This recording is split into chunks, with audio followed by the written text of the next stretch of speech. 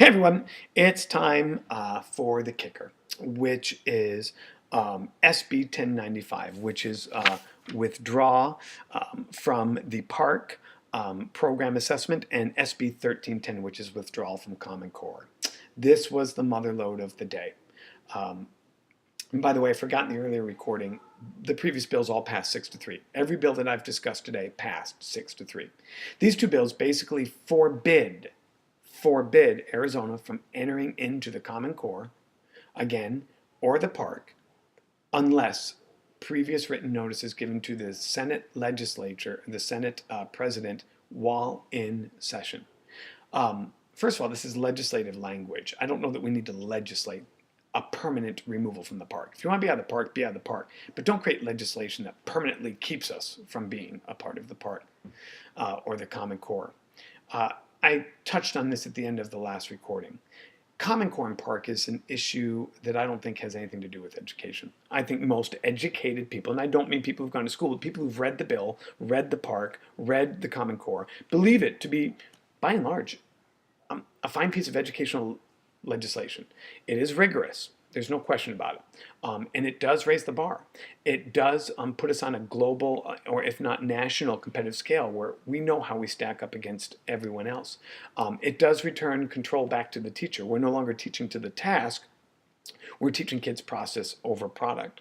And it does give more flexibility. Within a standard, there may be 10 books to use to teach that standard. And so it does do that. And lastly, it eventually, not up front because it's some initial cost, it has economies of scale, that one test, one nation is a lot cheaper than 50 tests in 50 nations and 50 textbooks and 50 sets of curricula.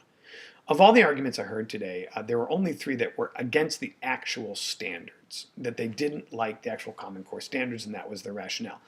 I don't mean to be rude, but I'm just going to tell you the 3 people who were against them were whack jobs. I mean, they were serious conspiracy freaks. They just really believed that we were trying to expose our kids to pornography through that was an actual example, by the way, exposing kids to pornography through the government. I mean, they were whack jobs.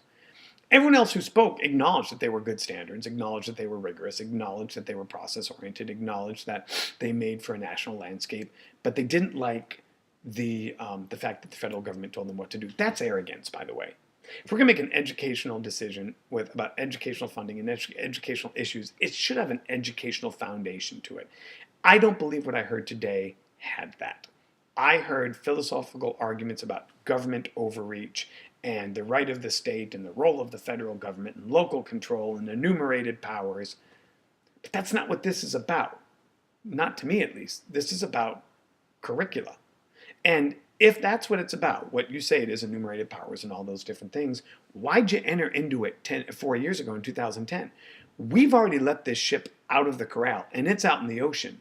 And now you want to bring it back when it's about ready to really set sail. It doesn't make any sense to me. The argument is worth having about enumerated powers and local control and the role of the federal government, but it was an argument that should have been had in 2010 and was, and decided that we and 44 other states wanted a national educational agenda.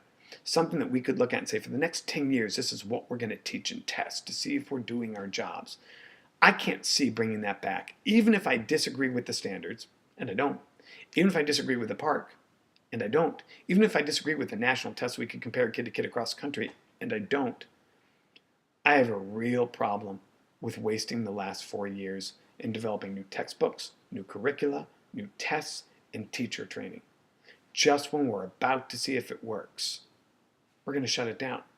It's like bidding for the Olympics. It's like getting the Olympics, and then just before you light the torch going, I vote that we remove our bid to host the 2014 Winter Games.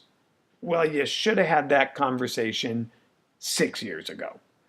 Those are my thoughts. It did pass 6-3 to remove us from the Common Core and the park, and it's now on to the floor of the Senate. There you go.